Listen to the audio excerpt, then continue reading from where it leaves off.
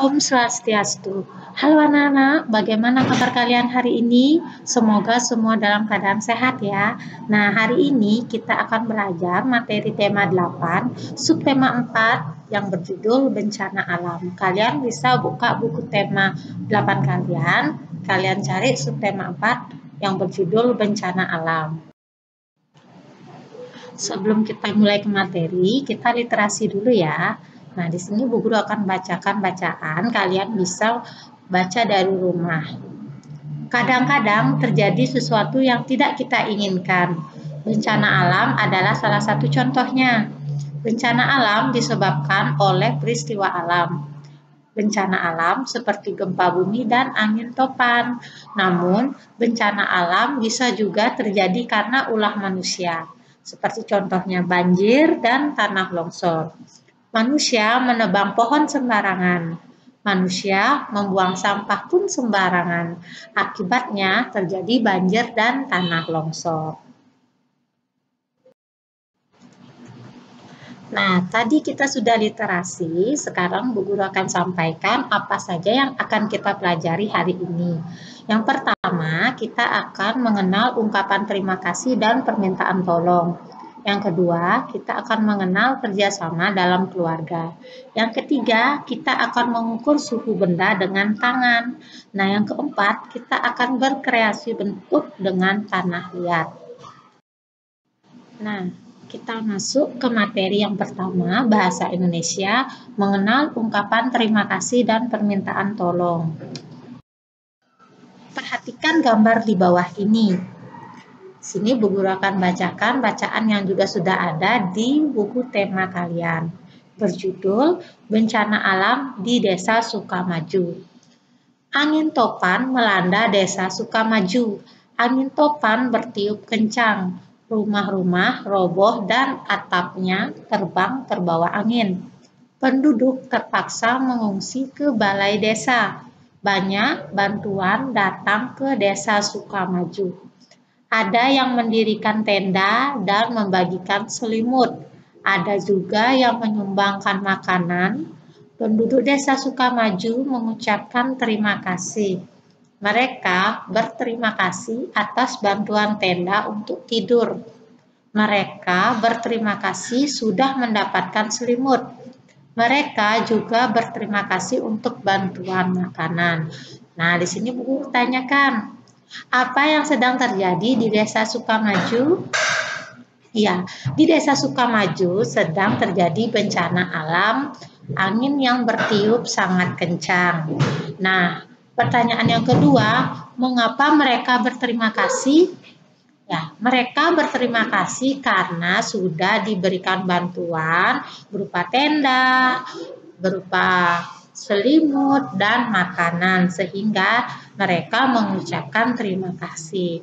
Nah, bencana alam ini bisa terjadi kapan saja dan bisa kena siapa saja. Nah, bencana alam ini adalah peristiwa atau serangkaian peristiwa yang disebabkan oleh alam, antara lain berupa gempa bumi, tsunami, gunung meletus, kekeringan, dan angin topan.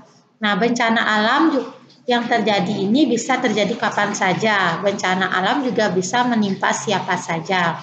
Nah, tugas kalian adalah menolong orang yang terkena bencana alam.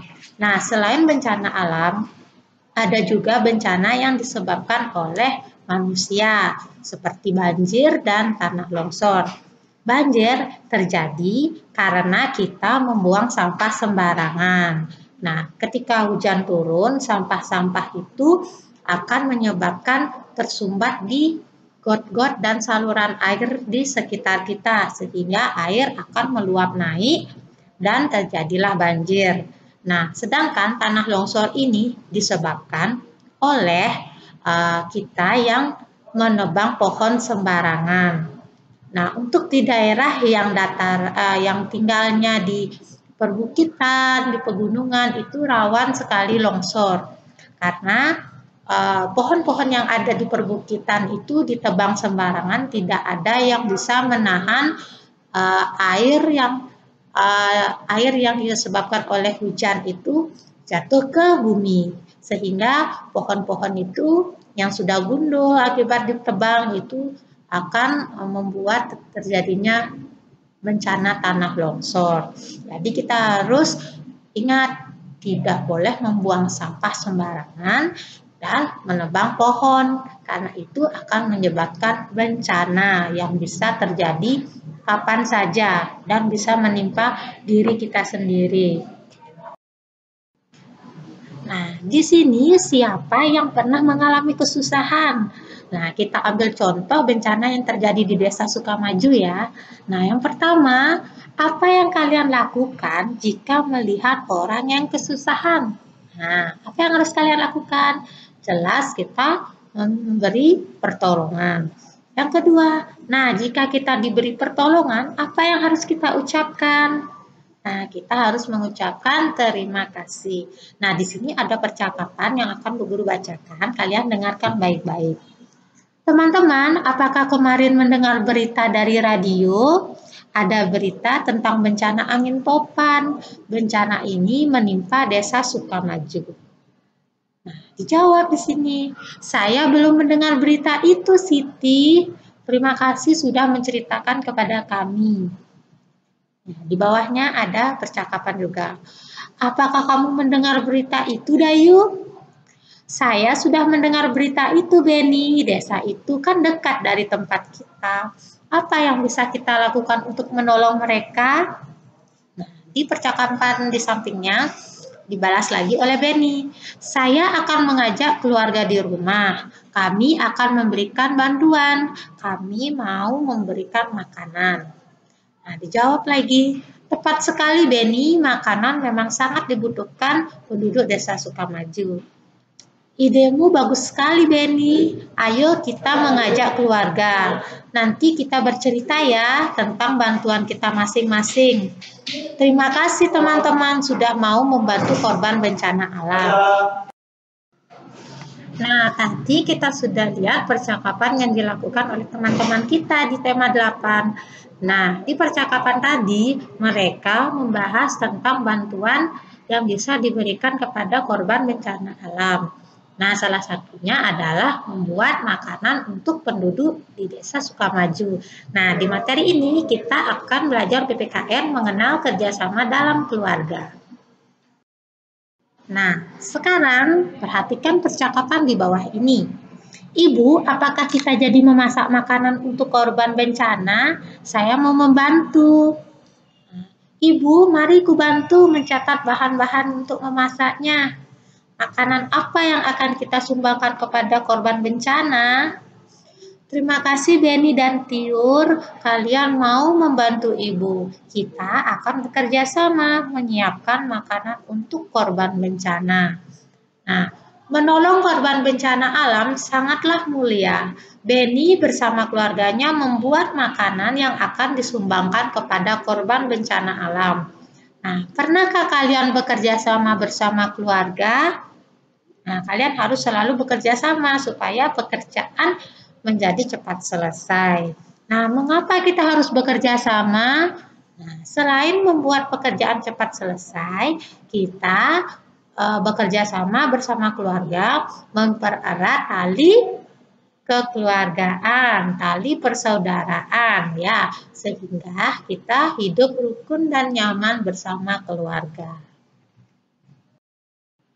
Nah, tadi kita sudah bekerja sama bersama keluarga. Sekarang kita masuk ke materi yang ketiga, matematika, mengukur suhu benda dengan tangan.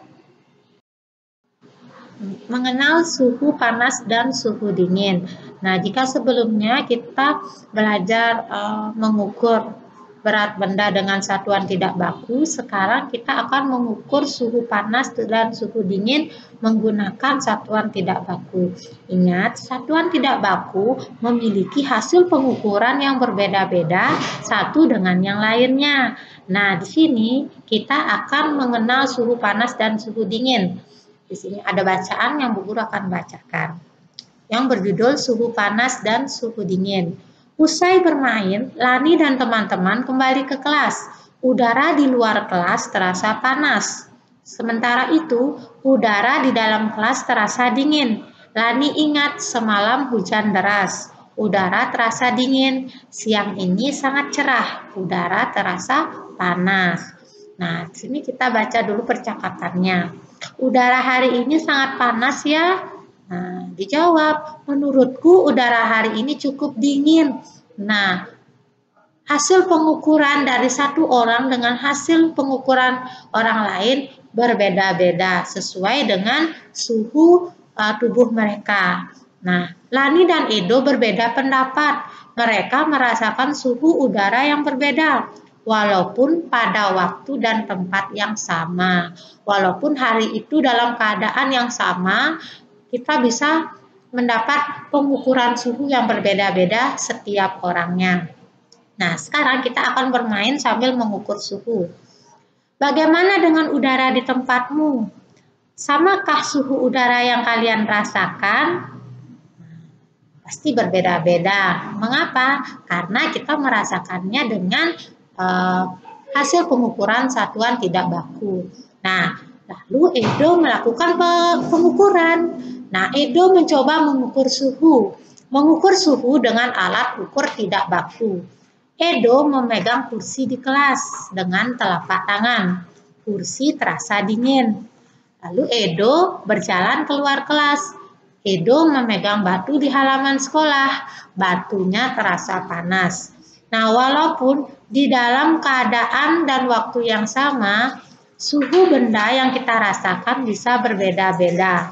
Nah, itulah mengapa suhu udara berbeda-beda karena kita menggunakan alat ukur tidak baku.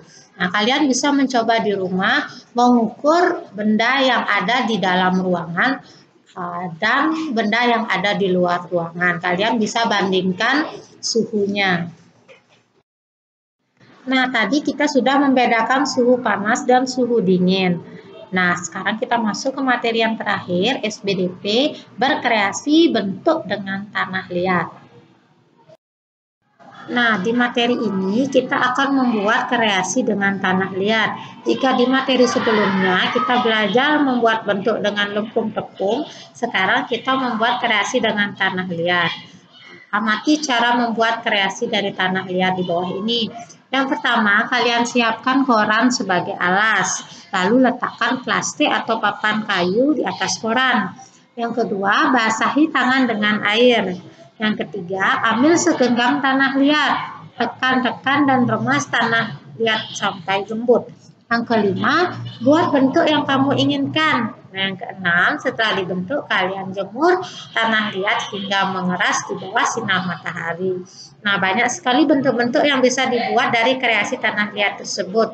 Di sini sudah Bu Guru tampilkan contohnya. Kalian bisa membuat selain contoh yang Bu Guru berikan. Nah, sekian materi yang Bu Guru berikan hari ini. Terima kasih. Sampai jumpa di pembelajaran selanjutnya. Jangan lupa selalu ingat belajar. Jangan lupa selalu menjaga kesehatan, pakai masker jika berpergian, dan selalu mencuci tangan, serta menjaga jarak supaya kita selalu sehat dan terhindar dari COVID-19. Supaya kita cepat kembali ke sekolah. Om Santi Santi Santi Om.